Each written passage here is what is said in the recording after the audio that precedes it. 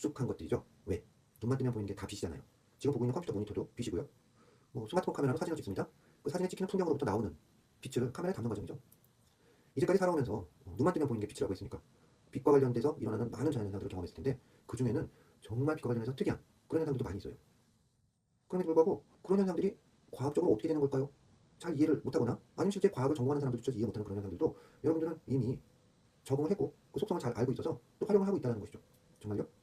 일단 화장실 갈 때 불 켜잖아요. 안에 어두우니까. 화장실 들어가면 거울도 봐요. 그리고 외출할 때 마음에 드는 색깔의 옷을 입죠. 그리고 옷에 어울리는 색깔의 신발을 신고 나가요. 다 빛과 관련된 얘기들이고 거기에 대해서 여러분들은 개인 취향까지 가지고 있을 정도예요. 속성을 잘 알고 잘 활용하고 있습니다. 그런데 말이죠.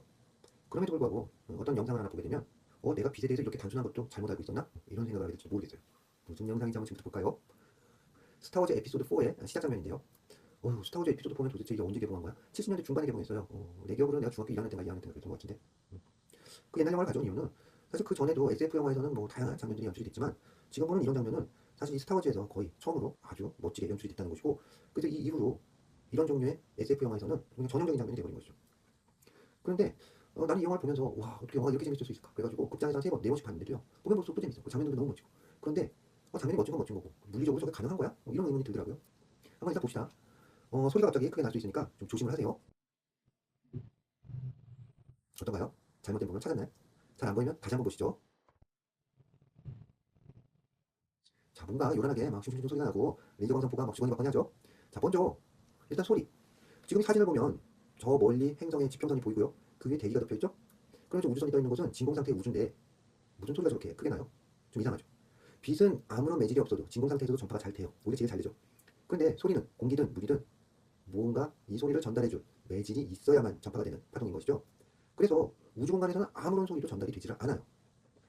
그러다 보니까 실제 우주 비행사들이 인터뷰한 내용들을 뭐 들어보면 지구와 우주가 환경이 참 많이 다르죠. 근데 그 중에서도 정말 적응이 안 되는 부분이 소리라고 그러죠. 정말 정확하고 무서울 정도로 외롭고 힘들다고 그래요. 그래서 최근에 SF 영화들을 보면 특히 우주 비행사가 우주에서 고립되는 뭐 그런 상황이면 소리가 전혀 없게 연출을 하는 경우들도 종종 있죠. 근데 뭐 이 영화는 우주 전쟁이 주제인 것이고 아무리 고증을 잘해서 소리도 하나도 없게 그렇게 만들면 밋밋하잖아요. 재미도 없고. 그래서 우주선 안에는 공기가 있으니까 레이저 광선 포로서는 전함 내에서 들리는 소리라고 하지 라고 하면 이해해줄만 해요. 그런데 이 장면은 용서가 안 되죠. 레이저 광선 포라면서요. 그러니까 레이저 광선 빛이에요. 빛의 경로가 저렇게 보일 수가 있나요? 말이 안 되는 장면이죠. 자, 왜 그렇습니까? 레이저가 있어요. 관찰자가 있어요. 레이저를 쐈어요. 빛의 진행 방향은 빨간색 화살표 방향입니다. 관찰자가 저기 보일까요? 보이려면 관찰자 눈으로 빛이 들어와야 보이는 거잖아요. 이 그림에서는 관찰자의 눈 쪽으로 가는 빛이 전혀 없죠. 경로가 안 보이겠죠. 물론 여기서 나는 레이저의 경로를 본 적이 있는데요 라고 이야기하는 학생들이 많이 있을 거예요. 어떨 때 보이나요? 이럴 때 보이겠죠. 경로상에 뭔가 이 빛을 산란시켜줄 수 있는 산란체가 분포하고 있을 때예요. 예컨대 여러분들 어떤 영화를 보니까 아무것도 없는 것 같았는데 이 방 안에는 레이저 광선으로 경비 시스템이 작동을 하고 있대요. 그래가지고 빈 방이었는데 거기에다 밀가루 같은 거 촥 뿌렸더니 거미줄처럼 레이저 광선들이 촥촥촥 얼기설기 있는 것이 보이더라. 뭐 이런 영화 장면들은 흔히 봤죠. 그래서 저 산란체는 보통 그런 밀가루 같은 입자들, 연기, 수증기, 먼지 이런 것들이에요. 이런 작은 물질의 그 레이저 광선의 경로가 부닥치게 되면 그 경로 안에 있던 빛들은 그 입자들과 부닥쳐서 막 여러 방향으로 튕겨 나가게 된다는 것이죠. 근데 이런 현상을 산란, 스캐터링이라고 그래요. 모든 방향으로 다 간다고 생각하면 돼요. 그러다 보니까 그 방향 중에는 관찰자의 눈 방향도 있겠죠. 그래서 산란광의 일부가 관찰자의 눈으로 들어가게 되고 그렇게 되면 그 경로가 눈에 보이겠죠. 실제 그런지 한번 실험을 해봅시다. 레이저를 틀었어요. 손에 닿는 거 보니까 레이저가 나가네요. 경로가 보이나요? 전혀 안 보이죠? 저걸 보려면 산란체를 뿌려야 돼요. 그래서 가습기를 틀어서 수증기를 한번 보내보죠. 자, 수증기가 내려오니까 어때요? 광선의 경로가 자, 보이죠? 저것도 일자로 쭉 보이는 게 아니고요. 수증기 흐름에 따라서 보였다 안 보였다 그러잖아요. 그래서 아마 여러분들이 레이저의 경로를 봤다 그러면 이런 경우가 될 거예요. 자, 어디서? 이런 데서 봤겠죠. 공연장이라든지 아니면 클럽이라든지 보통 연기를 막 훔쳐 드라이아이즈 같은 걸로 그래서 뭔가 몽환적인 분위기를 만들려고 하는구나. 근데 보통은 그런 목적도 있겠지만 그렇게 연기를 뿜고 나면은 레이저를 쏘는 경우가 많죠. 그래서 저는 조명이 돋보이게 하기 위해서 그런 산란체를 뿌리는 작업이었다라는 걸 이해를 하면 되겠죠. 자, 어때요? 여러분들이 생각하고 있었던 거하고 빛의 성질이 조금 다르게 느껴지기도 하죠. 자, 그러면 이제 빛에 대해서 같이 한번 생각을 해봅시다. 빛하면 어떤 느낌이 드나요? 라는 부분인데요. 오늘은 뭐 빛이 어떤 현상을 느낄 때 과학적으로 어떤 원리예요? 이런 얘기는 거의 안 할 거예요. 그냥 빛에 대한 여러분들의 느낌, 그 일반적인 현상들 이런 얘기들만 할 텐데 왜 그런가 하면 빛은 우리가 눈이라고 하는 감각기관을 통해서 감지를 하는 그런 현상이에요. 그러다 보니까 빛을 이해하려면 인간이 이 빛을 어떻게 느끼고 어떻게 인식하나요 하는 부분도 꽤 중요한 요소가 될 수 있다는 것이죠. 그래서 이렇게 빛에 대해서 우리가 생각을 하는 것도 꽤 중요한 부분이라는 것이죠. 자, 먼저 빛에 대한 느낌을 내 나름대로 한번 정리를 해봤어요. 나 같은 경우는 밝다, 눈부시다, 그리고 따뜻하다, 포근하다 이런 느낌도 들고요. 그 다음에 아름답다, 왠지 빠르다는 인식도 있어요. 자, 먼저 밝다, 눈부시다부터 한번 살펴보죠. 이 사진을 보면 지금 왼쪽 부분이 엄청 밝게 돼 있죠. 그래서 카메라의 어떤 그 이미지 센서, 카메라 자체가 저 태양의 밝은 부분을 감당을 못하는 것이죠. 그래서 더 밝게 표현을 못하니까 그냥 하얀색으로 쫙 표현했습니다. 그래서 저런 것을 포화됐다고 하고요. 세츄레이션 됐다고 이렇게 얘기를 해요. 자, 그래서 이렇게 눈이 부셔요, 더는 내가 못 보겠어요, 이런 것들은 시각적 정보를 우리 눈이 어떻게 인식을 하나요? 라고 하는 그런 과정에서의 동작 특성이거든요. 그러다 보니까 사람 간의 편차도 좀 크고요. 그리고 카메라하고도 또 다르죠. 카메라하고 다르다는 의미는 뭔가 하면 사실 이 사진을 찍을 때 내가 내 눈으로, 그러니까 육안으로 보는 풍경은 이거하고 전혀 달랐어요. 해는 이연이어 지고 있는 상태여서 빨갛게, 좀 밝긴 했죠. 빨갛게 보였고, 그리고 해 윤곽도 동그랗게 보였다는 것이죠. 그래서 하늘의 구름에는 노을도 지고 있었고요. 특히나 그 아래에 있는 아파트나 저 오른쪽 구석에 있는 저런 아파트들도 굉장히 밝게 잘 보였어요, 눈으로 볼 때는. 근데 카메라에서는 왜 이렇게 나왔을까요? 아마도 노출을 오른쪽 아래에 있는 아파트 쪽에 맞춘 것 같아요. 그래서 아파트가 뭐 어렴풋이 보이죠. 좀 어둡긴 하지만 저 정도로 보이게 하려면 저 정도로 보이게 하는데 필요한 빛의 양이 있을 거예요. 그래서 셔터를 어느 정도 열어놔서 빛을 받아야 될까요? 그 계산을 해보니까 그 정도로 받아서 아파트를 저 정도로 표현을 했는데 그 시간이면 태양이 있는 쪽은 너무나 밝아서 저렇게 포화, 세츄레이션이 된다는 것이죠. 반면에 카메라의 그 노출, 셔터 시간을 태양 쪽에 맞췄다고 하면 어떻게 됐을까요? 시간을 더 줄여야죠. 빛을 더 조금 받아야 된다는 얘기예요. 그래서 내가 눈으로 봤을 때처럼 태양이 동그랗게 보이고 그 주변에 있는 구름까지도 보이게 해요. 그럼 빛을 아주 조금만 받아야 될 텐데 그렇게 했다고 보면 오른쪽 아래에 있는 아파트들은 아주 시커멓게 어둡게 보였겠죠. 자, 그래서 이 얘기를 왜 하냐? 눈으로 봤을 때는 태양도 보이고 아파트도 잘 보였다고 그랬잖아요. 밝기에 대해서 우리가 어떻게 인식하나요 하는 것은 기계인 카메라로 이렇게 측정하는 것과는 좀 다른 특성을 보일 수 있다는 거예요. 그래서 이런 부분들이 우리가 빛의 어떤 특징을 이해할 때 사람이 이걸 어떻게 인식을 하나요 하는 부분을 꼭 같이 생각해야 되는 이유이기도 해요. 그래서 밝다, 눈부시다. 이건 굉장히 상대적이고 주관적인 어떤 그런 속성일 수가 있다. 두 번째로 따뜻하다는 건데요. 뭐 따뜻하다는 거는 열 에너지가 전달된다는 것이겠죠. 열이 전달되는 것이다. 그런데 열만 전달되는 것뿐만 아니라 뭔가 푸근한 그런 느낌도 있어요. 그래서 지금 저 사진은 불멍 난로인데요. 내가 집에서 가끔 켜보는 거야. 켜놓고 보면 불이 켜지는 부분은 노랗게 이렇게 불이 쫙 올라오고요. 그 위쪽으로는 무지개 색깔로 림들이 보이게 되는데 보고 있으면 어쩐지 마음이 푸근해진다는 것이죠. 근데 보다 보면 가끔 이런 생각이 들어요. 과연 이 따뜻함이라고 하는 게 저 불에서 나오는 걸까? 물론 저 불 손가락으로 만져보면 엄청 뜨겁겠죠. 그런데 생각해보면 난로 중에는 저렇게 불이 보이는 것이 아닌 난로들이 더 많지 않나요? 오히려 까만색으로 턱 칠해서 속이 밀폐된 그런 난로들이 많다는 것이죠. 자, 그래서 과연 저 빛이 따뜻한 걸까 아니면 또 다른 요인이 있는 걸까 한번 생각해 볼 필요가 있는 건데요. 물론 저렇게 밝게 빛나는 저 부분에서도 열이 나긴 해요. 하지만 대부분의 열은 우리 눈에 보이지 않는 원적외선이라고 하는 부분에서 나온다는 거죠. 원적외선은 여러분들 찜질방 같은 데 가면 데는 잘 알죠. 뭐 원적외선이 나오는 방, 찜질방 이런 것들이 실제 있잖아요. 자, 그래서 그런 적외선을 감지하는 카메라가 있다고 하면 뭐 체온계를 환자에게 이렇게 대보지 않고도 그 환자의 체온을 측정할 수 있습니다. 그래서 저 화면을 보면 지금 저기는 아나운서를 열받은 카메라로 찍은 건데 이마부터 해서 얼굴 부분이 상당히 열이 많이 난다는 걸 볼 수가 있죠. 그리고 목 부분하고. 그래서 노출된 피부 부분은 체온에 가깝게 아주 뜨겁게 나오지만 옷이 있는 부분들은 뭐 파란색이나 초록색 이렇게 좀 그 흰색에서 멀어지고 있잖아요. 그래서 저런 색깔들은 온도가 상대적으로 낮은 거구나. 그래서 이런 식으로 열에 대한 것은 오히려 적외선에 더 많은 관계가 있지 않을까 이런 생각을 해본다는 것이죠. 그래서 실제로 접촉을 하지 않고 온도를 재는 경우에는 적외선을 측정하는 경우가 흔하다는 것이죠. 자, 다음은 아름답다는 것인데요. 뭐 이건 주관적인 개인 취향이기 때문에 딱히 얘기할 건 아니지만 나 같은 경우는 아침, 저녁으로 저렇게 노을 지는 하늘을 보게 되면 참 변화무쌍하고 다채롭구나 이런 생각이 들어요. 마지막으로 빠르다는 건데요. 실제 빛의 전파 속도는 3 곱하기 10의 8승 미터 퍼 세컨드인데요. 저걸 킬로미터로 곱히게 되면 30만 킬로미터예요. 1초 동안. 엄청 빠른 거죠. 그래서 빛은 직진을 한다고 생각하지만 빛이 지구 주변을 돕니다 라고 하면 1초에 7바퀴 반이나 저렇게 반정밖에 슝슝 돈다는 것이죠. 그런데 저게 그럼 빠른 걸까요? 사실 엄청 빠른 거지. 그런데 우주의 규모하고 우리가 비교를 해보면 또 그렇게 빠른 것도 아니에요. 일단 지구에서 달까지를 하면 1.3초 정도가 걸린대요. 그리고 우리가 보는 달은 1.3초 전에 달이라는 의미겠죠. 달보다 더 멀리 가서 지구에서 가장 가까운 화성을 생각해 봅시다. 자, 빛이 이제 겨우 달을 지나가지고 앞으로 가고 있죠. 화성까지 가는데 3분이 걸려요. 얼마나 먼가요? 화성은 지구에서 가장 가까운 행성이에요. 그러다 보니까 화성보다 먼 목성, 토성, 그리고 저 멀리 태양계 외곽까지 간다 보면 아주 오랜 시간이 걸릴 수 있다는 것이죠. 그래서 우주의 규모와 그 빛의 속도를 비교해 보면 빛 속도가 또 그렇게 빠른 것 같지도 않죠. 자, 그러면 이런 빛이 어떻게 활용이 되는지 한번 살펴봅시다. 먼저 빛의 활용 용도로는 조명이 가장 오래됐고 또 지금까지도 굉장히 중요한 부분 중에 하나예요. 과거에는 딱히 해가 지고 나면 조명을 만들 방법들이 그렇게 녹록지가 않았어요. 그래서 정말 소중한 자원이었다는 것이죠. 그래서 낮에는 햇빛이 잘 들도록, 채광이 잘 들도록 건물들이 설계가 되고요. 뭐 로마에 있는 판테온 신전 이런 경우가 대표적인 경우죠. 반면에 밤에는 이 빛을 어떻게 하면 아껴서 조그만 에너지를 들여서도 밝게 할 수 있을까요? 그래가지고 뭐 양초, 기름 아니면 여러 가지를 태워서 빛을 낼 텐데 그것들을 빛이 도망가지 못하게 뒤에 반사판 같은 걸 달기도 하고 이런 식으로 빛을 소중하게 다뤘다는 것이죠. 그런데 언제부턴가 빛이 너무 흔해져가지고 이제 빛공해가 문제예요. 자, 그래서 아주 옛날 빛은 됐고요. 뭐 어느 정도 램프라고 하는 형태를 갖춘 것들로부터 생각을 해보면 한 18세기까지는 여러 가지 형태의 그 램프들이 사용이 됐죠. 뭐 가스를 태우거나 뭐 이런 방식이 되다가 19세기에 들어오면서 전기적인 방식의 램프들이 만들어지게 돼요. 그리고 20세기 초에 들어서는 전구 또는 형광등 같은 전기적인 방법으로 빛을 내는 이런 방식들이 일반화되다가 지금과 같이 빛이 완전히 흔해지게 된 것은 1995년도에 일본의 니치아라는 회사의 연구원 슈지 나카무라라는 연구원이 파란색 LED를 최초로 개발에 성공함으로써 이루어지게 됐다. 자, 무슨 얘기냐? 지금 왼쪽에 있는 그림처럼요. LED는 빨간색, 초록색, 파란색 저런 LED들이 있어요. 근데 LED가 처음 개발된 것은 꽤 오래됐는데 늘 빨간색이나 초록색이나 노란색 정도까지만 만들었다는 것이죠. 파란색을 만들기가 너무 어려웠어요. 그래서 이게 왜 문제가 됩니까? 흰색 빛을 만들 수 있어야 가정용 아니면 뭐 학교나 건물에서 실내 조명으로 사용할 수 있을 거 아니에요. 그런데 파란색 LED를 만들 수가 없으니까 RGB 중에 한 색깔이 빠지는 것이죠. 자, 그래서 사실 1990년대에는 저 파란색 LED를 누가 만드냐가 아주 지금 뭐 AI 가지고 경쟁하듯이 세계 각국의 유수 연구진들이 경쟁을 하고 있었다는 건데요. 근데 저 슈지 나카무라라고 하는 니치아 중소기업이죠. 저기 연구원이 성공을 함으로써 와, 파란색, 빨간색, 초록색을 이용해서 흰색 LED를 만듭니다. 흰색 빛을 만듭니다. 저 오른쪽에 있는 그래프는 뭔가 하면요. 오른쪽 그래프의 왼쪽에 뾰족한 부분이 파란색 빛의 세기예요. 그리고 그 오른쪽에 야가 완만하게 되어 있는 둔덕 같은 부분은 노란색 빛의 감도를 보여줘요. 이건 무슨 얘기인가 하면 파란색 LED를 만들어 놓으니까 그 파란색 LED 주변에 노란색 형광체를 도포를 한다는 거죠. 덮어버린다는 거죠. 그러면 그 형광체를 통과해서 일부의 파란색은 그냥 나오고요. 근데 일부의 파란색은 그 형광체에 부닥치면서 빛을 내요. 노란색 형광체라고 그랬잖아요. 그래서 거기서 노란색이 나오겠죠. 그럼 노란색과 파란색의 빛이 섞이면 무슨 색이 될까요? 초록색? 그건 아니죠. 그건 빛이 아니고 색에 대한 얘기고 지금 내가 말을 잘못했네. 빛이 섞이면 파란색과 노란색이 빛이 섞입니다. 네, 무슨 얘기인가 하면 빨간색과 초록색 빛이 섞이면 노란색 빛이 되거든요. 그러니까 노란색 빛과 파란색 빛을 섞는 것은 RGB, 빨간색, 초록색, 파란색 빛을 섞은 것과 같은 효과가 나겠죠. 그래서 보통의 여러분들 주변에 있는 흰색 LED를 혹시 속을 볼 기회가 있다고 한번 이렇게 들여다보세요. 표면이 다 노란색으로 보통 돼 있을 거예요. 그게 보다 파란색 LED에 노란색 형광체를 덮어놓은 모습이라는 것이죠. 자, 그래서 저런 식으로 흰색 LED가 만들어지면서 전 세계적으로 아주 LED 열풍이 불기를 시작을 해요. 그래서 뭐 가정용 조명부터 시작해서 자동차용 조명, 뭐 산업용 조명까지 모든 분야가 다 LED로 교체가 되기 시작을 했고요. 이유는 뭔가 하면 기존에 있었던 백열전등이나 형광등에 비해서 전력 소모가 적어요. 그래서 빛은 더 밝고 당연히 이었겠죠.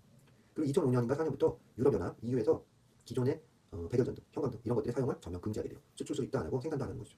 그러면서 전 세계적으로 이런 LED가 조명으로 자리를 잡게 됐고 매년 들어가는 전기는 줄어들면서 빛은 더 밝아지는 이런 식으로 발전을 하게 돼요. 지금도 아주 빠르게 발전이 되고 있는데요. 그러다 보니까 앞으로 빛을 만드는 데 드는 비용은 더 작아지고 빛은 더 밝아지니까 빛 고민은 점점 더 심해지겠죠. 하지만 빛을 우리가 편하게 쓸 수 있게 됐다고 하는 점에서 정말 저것은 대단한 업적이었고 휴진 아카무라는 노벨 물리학상을 수상하게 되죠. 자, 그러면 이런 빛을 이용을 해서 우리가 에너지도 전달할 수 있을까요? 자, 먼저 에너지의 전달 또는 에너지를 만들어내는 과정을 빛을 이용해서 할 수 있는데요. 발전이 있겠죠. 전기를 만드는 경우. 그래서 왼쪽 같은 경우가 태양 열 발전이고요. 뜨겁게 해서 전기를 만드는 거고 오른쪽이 태양 광 발전이에요. 빛을 비추면 전기가 나옵니다. 그래서 태양전지라고 보통 얘기를 하죠. 왼쪽 원리가 저 많은 거울들이 그 중간에 있는 탑 쪽으로 태양빛을 반사를 해서 탑의 끝부분으로 빛을 집중을 해요. 그런데 저 규모가 어느 정도인가 하면요. 그 탑 주변을 한번 보세요. 그 주차장 같은데 크기나 건물들의 크기하고 비교해보면 저 거울들의 면적이 엄청난 거죠. 야구장 정도의 넓이잖아요. 그거보다 더 넓은 것 같은데. 그러다 보니까 저렇게 넓은 면적에 있는 거울들이 일제히 탑 끝으로 빛을 쫙 보내게 되면요. 거의 강철도 녹일 수 있을 정도로 엄청난 온도가 된다고 해요. 그래서 저기에다가 텅스텐이나 이런 녹지 않는 쇠로 보일러를 만들면 되겠죠. 그러면 그 안에 있는 물이 끓고 그럼 화력 발전을 하는 것처럼 전기를 만들 수가 있어요. 정말 친환경적인 발전 방법이죠.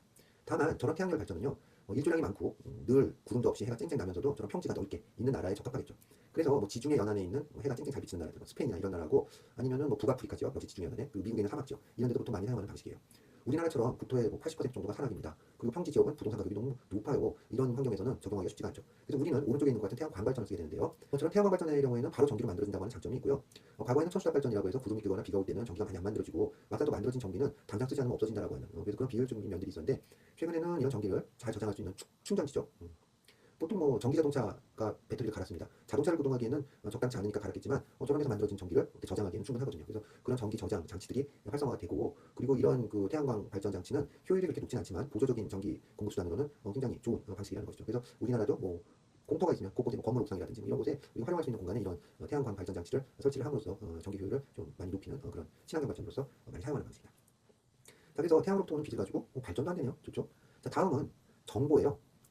저 사진에 나오는 것처럼 봉수대가 있습니다. 국가의 비상사태가 발생했습니다. 그렇죠. 보통 봉수대가 하나만 있지 않고 여러 개가 있죠. 그래서 그게 낮에는 저렇게 연기를 피우고요. 밤에는 불을 피우게 되는데요. 봉수대가 4개 정도 있을 때 한 가닥일 때 두 가닥일 때 4가닥일 때 이런 식으로 어떤 통신 규약이 정해져 있다는 것이죠. 그래서 이런 점은 통신 프로토콜이 정해져 있습니다라는 면에서 굉장히 의미가 있어요.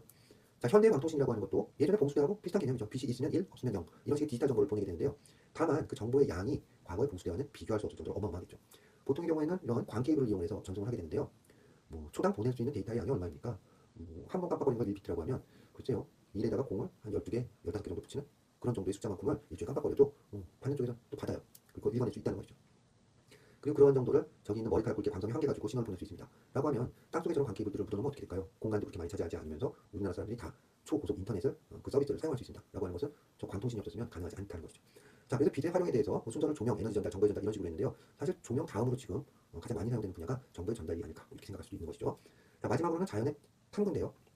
뭐 망원경, 별을 관측하거나 현미경, 미생물을 관측하거나 카메라 이런 데 맨날 많이 쓰는 거죠. 그리고 요즘 공사 현장 같은 데 보면 줄자 안 쓰시죠? 레이저 광선 착 비치면은 거리가 이렇게 숫자를 지켜 나온다는 것이죠. 자, 그래서 이런 식으로 빛은 여러 가지 뭐 측정이나 계측, 탐구 이럴 때 필수적으로 사용이 되는 어떤 자원이라는 것이죠. 이 외에도 뭐 다른 영역에서 응용이 가능할까요? 이런 상업적인 용도의 디스플레이들 또는 이런 어떤 장치들을 이용해서 아주 예술적인 창작 활동에도 활용이 될 수가 있겠죠. 그래서 빛의 활용이라고 하는 건 정말 무궁무진하다고 여러분들 생각하면 될 것 같아요.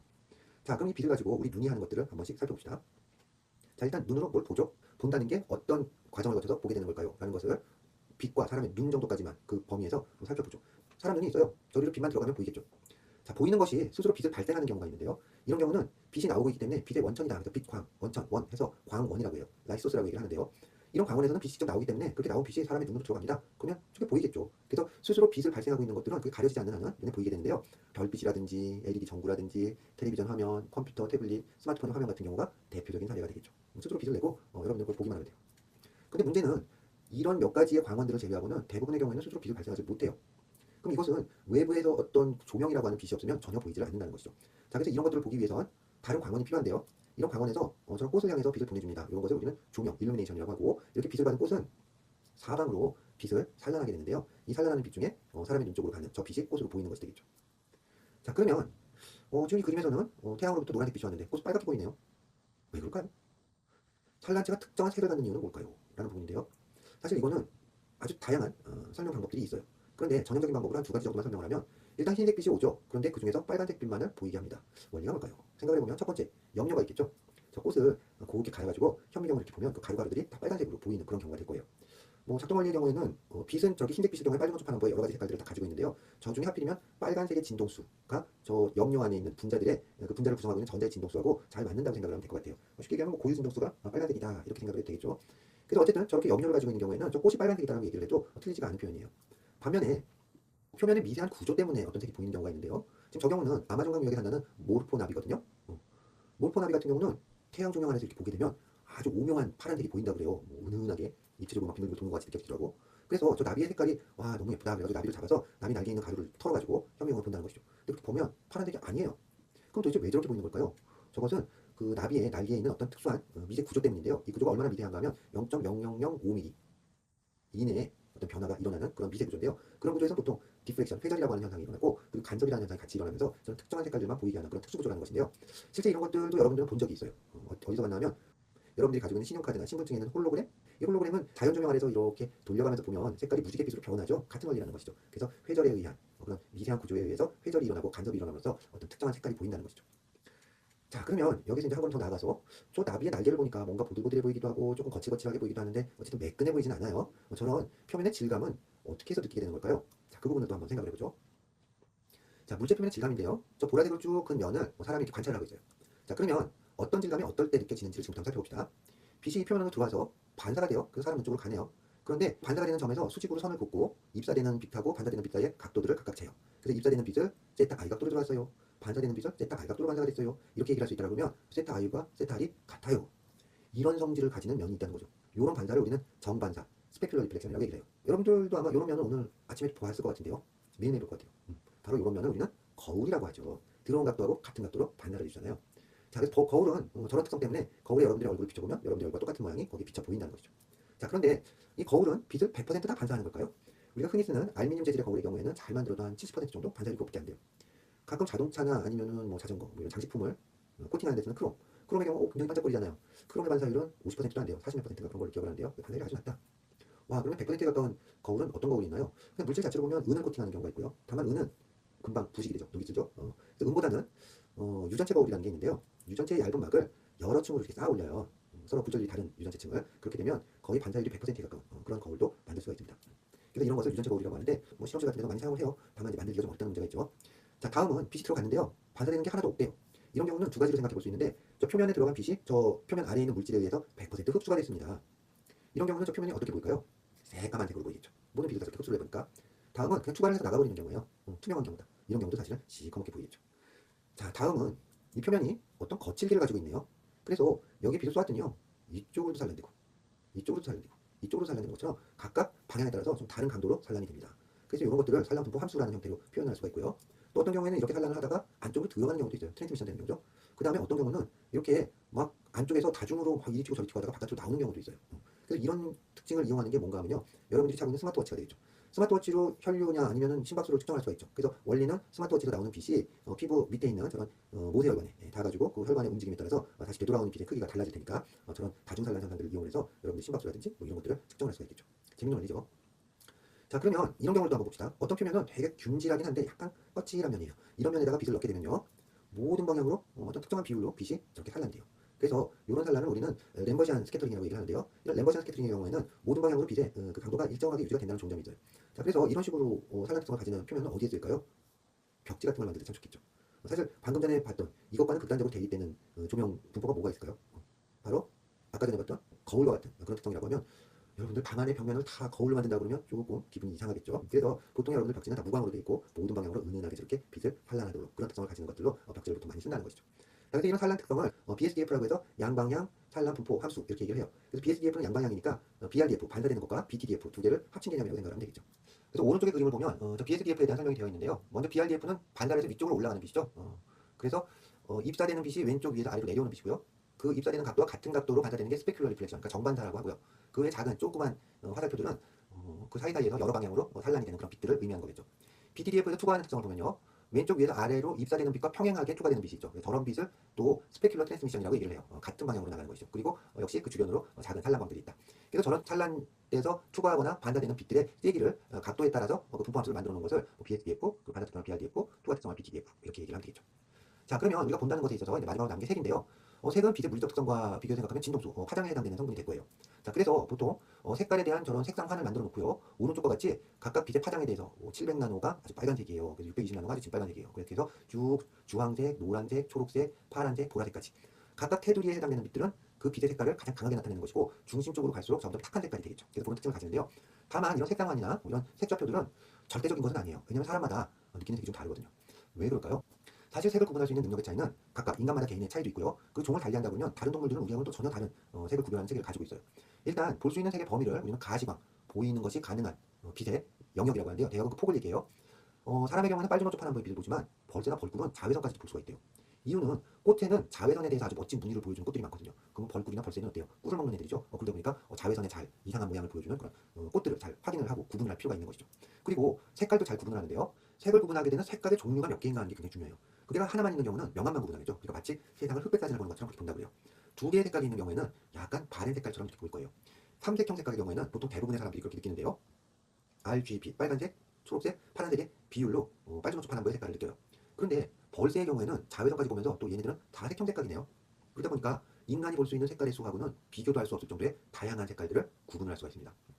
인간 중에도 사색형 색깔인 사람들이 발견이 된다고 해요. 그리고 그런 분들은 아까 우리 색상환이나 이런 데서 봤을 때는 아주 인접해 있어서 같은 색으로 인식하는 것들. 가령 뭐 620나노 화장입니다. 빨간색이요. 630나노 화장입니다. 우리는 거의 같은 색으로 보이거든요. 근데 사색형 색깔인 사람들은 그런 정도의 차이도 척척 구분을 해낸다고 해요. 완전히 다른 색으로 보이는 것이죠. 어떤 건지 상상은 안 가는데요. 그래서 색깔은 굉장히 편차도 심하기 때문에요. 이거 절대적으로 단순히 파장만으로 색깔을 정의합니다. 물리적으로. 이러기는 좀 어려운 분야가 바로 색이에요. 자, 그러면 무언가 본다는 것을 여태까지 얘기를 했는데 사실 이제까지 얘기한 것은 아주 좁은 의미에서 본다는 것이죠. 빛을 이용해서 시각적 정보를 얻는 과정을 얘기하니까요. 근데 넓은 의미로 보면 인간이 보는 것, 인간의 가시광선으로 보는 것, 이거 외에 가시광선 바깥의 영역에 있는 빛으로 보는 경우도 본다라고 할 수가 있겠죠. 같은 전자기파 스펙트럼이 하나니까. 그래서 왼쪽에 있는 것처럼 엑스레이 같은 경우 어때요? 그림 좀 무섭긴 한데 사실 고려 시대의 불상이나 이런 경우는 금불상 그 안에는 또 다른 보물들이 숨겨져 있는 경우가 많대요. 뭐 사리암이라든지 염주라든지 뭐 향목 뭐 이런 것들이 들어있는 것이죠. 자, 그런데 그런 보물을 꺼내기 위해서 그 불상을 깨서 볼 수는 없잖아요. 그러니까 이렇게 비파괴 검사라고 해서 엑스레이 같은 걸 통해서 보면은 불상 안에 있는 저런 보물들이 보입니다. 만약에 그 보물이 정말 가치가 있는 것이고 그 불상을 깨지 않고 불상 밑으로부터 어떤 구멍이 있어서 저걸 꺼낼 수 있도록 하면 저런 유적 유물들도 빨리 꺼내서 잘 보존을 할 수 있도록 해야 되겠죠. 반대로 아까도 봤던 것처럼 열화상 카메라 같은 경우는 적외선을 보는 거죠. 그래서 저렇게 사람들의 온도 분포를 가지고 적외선 봅니다. 그래서 이런 것들은 공항 같은 데서 사람들이 체온을 측정하는 데도 사용이 되지만 야생에 저런 것들을 설치하면 어떻게 될까요? 야생 동물의 움직임 같은 것들을 감지하는 데도 아주 유용하게 사용할 수가 있겠죠. 여기서 더 나아가서 전자기파가 아니라 타동파, 소리를 이용해서 볼 수도 있는데요. 오른쪽에 있는 돌고래를 보면 앞니마가 이렇게 툭 튀어나왔잖아요, 귀엽게. 그래서 저런 곳에서 초음파가 뿅뿅뿅뿅하고 이렇게 발사가 된다고 하는데요. 그런 초음파는 메아리가 쳐가지고 다시 돌아오죠. 그런 에코가 돌아올 때까지 시간을 계산을 해서 에코가 빨리 돌아왔으면 가까운 데 뭐가 있구나. 에코가 좀 나중에 돌아오면 저쪽은 멀리에 뭐가 있구나. 이런 식으로 해서 앞에 있는 지형 지물들의 모양을 인식을 한다는 것이죠. 그래서 사실 돌고래는 소리로 볼 수 있다라고 생각을 하는데요. 그것과 똑같은 원리를 적용한 것이 바로 왼쪽에 있는 초음파 탐지 시스템이죠. 여러분들도 다 엄마 뱃속에 있을 때 한 번씩 초음파를 맞아 봤겠죠. 그래서 초음파를 보게 되면 애기의 모양도 볼 수 있고 그 주변 장기의 모양도 볼 수 있고 그래서 우리가 검진을 할 때 초음파 검사를 해볼 수 있다는 것이죠. 자, 뭐 이외에도 여러 가지 다양한 방법으로 어떤 모양을 시각화할 수 있는 기술들은 많은데요. 그냥 대표적인 거 한 두 가지만 살펴봤어요. 자, 그러면 이제 빛의 본질에 대한 이야기를 한번 해봅시다. 사실 아리스토텔레스로부터 해서 빛에 대한 논의는 상당히 많이 있었지만 그다지 큰 의미는 없어요. 그래서 실제 과학적으로 의미가 있는 것은 뉴턴과 그 정도 시기에 살던 분들의 이야기들인데요. 일단 빛을 입자로 봤던 사람은 아이작 뉴턴이에요. 파동으로 본 사람은 호이겐스 또는 프레넬 같은 사람인데 사실은 입자설이 뉴턴에 의해서 주장된 다음에 호이겐스 또는 하이언스라고도 있는데 그 하이언스나 프레넬 같은 사람들이 빛의 파동적 성질들을 발견하고 또 이것들을 가지고 빛의 성질을 잘 설명을 함에도 불구하고 워낙 뉴턴의 권위가 높다 보니까 별로 힘을 얻지 못해요. 근데 19세기에 들어서 전기와 자기에 대한 어떤 학문들이 자리를 잡게 되면서 체계를 다 잡는 것이죠. 그래서 전기와 자기의 파동이라는 게 있다면 이게 속도가 얼마가 될까를 이론적으로 계산을 해본 적이 있거든요. 계산을 해보니까 이게 그때까지 관측된 측정된 빛 속도하고 너무 똑같다는 것이죠. 그래서 혹시 빛이 전기와 자기의 파동이 아닐까 하는 가정하에서 여러 가지 시험을 해보니까 빛이 전기 자기파, 전자기파라는 게 밝혀지게 돼요. 그래서 그때까지 뭐 입자설로 많이 알려졌던 빛이 완전히 파동설로 돌아가게 되는 계기가 되는 것이고요. 그 뒤로 빛을 전자기파라고 하는 파동이라고 이해를 하게 되는데요. 그러다가 20세기에 들면서 컴퓨터에 의해서 빛이 파동이면 보일 수 없는 어떤 특징들을 보여요. 쉽게 얘기하면 광전 효과라는 건데 자외선이나 감마레이, 엑스레이 같은 파장이 짧은 빛을 전자기파를 금속 표면에다 이렇게 비추게 되면은 금속 표면에서 마치 입자, 운동량을 가진 입자가 금속 표면을 탁 때린 것처럼 거기에 전자가 통하고 튕겨나오더라는 거죠. 그래서 이런 현상을 광전 효과라고 해요. 빛을 비췄더니 전자가 튀어나왔어요. 그래서 이게 왜 이럴까요에 대해서 많은 사람들이 생각을 했는데 그것을 비교적 잘 그리고 재밌게 설명하는 분이 아인슈타인이죠. 그래서 아인슈타인에 의해서 파동설 맞아요. 그런데 입자설도 맞아요. 그래서 두 가지 성질을 다 갖습니다라고 하는 이중성이 지금은 빛의 본질로서 우리가 가장 잘 받아들이는 그런 견해라는 것이죠. 자, 그러면 빛이 파동인가요, 입자인가요? 양립할 수 있는 건가요? 이렇게 물어보는 학생들도 있는데요. 글쎄요.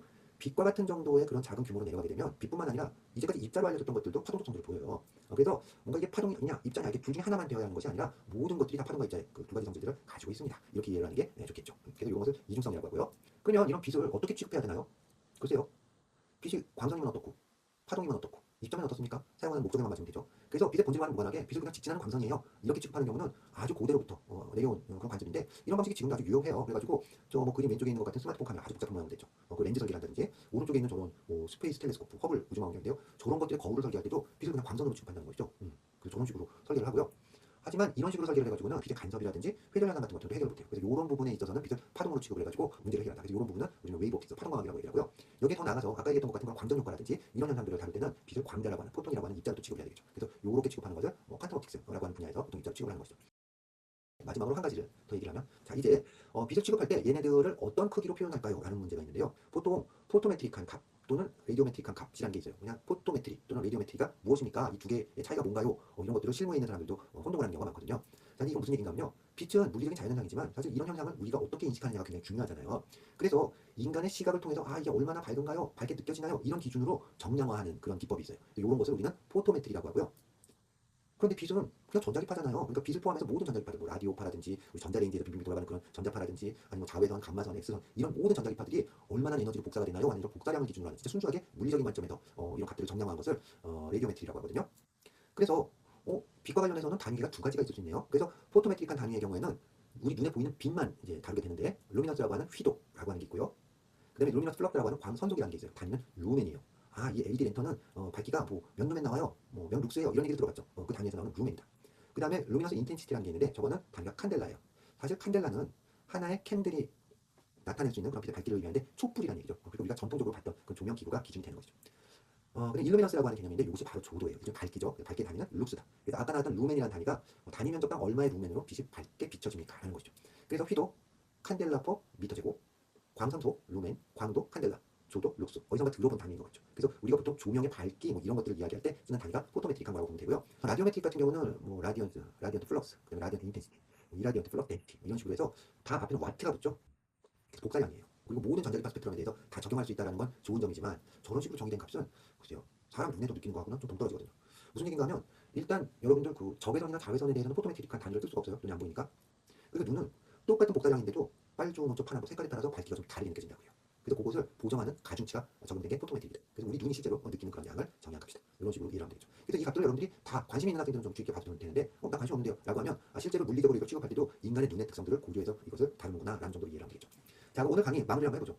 자, 인간의 감각 중에서도 굉장히 중요한 시각이 바로 빛을 감지하는 과정이라는 것이죠. 그래서 이런 빛을 활용하는 중요한 분야들을 한번 꼽아보라고 하면 너무도 다양하지만 일단 조명 없으면 아무것도 안 보여요. 통신, 지금의 이 정보통신 기술 환경은 광통신 때문에 이루어졌다라고 해도 과언이 아닌 것이고요. 그 다음에 여러분 사진 찍고 이런 거, 뭔가 영상을 만들어냅니다 라고 하는데도 빛이 꼭 있어야 된다는 것이죠.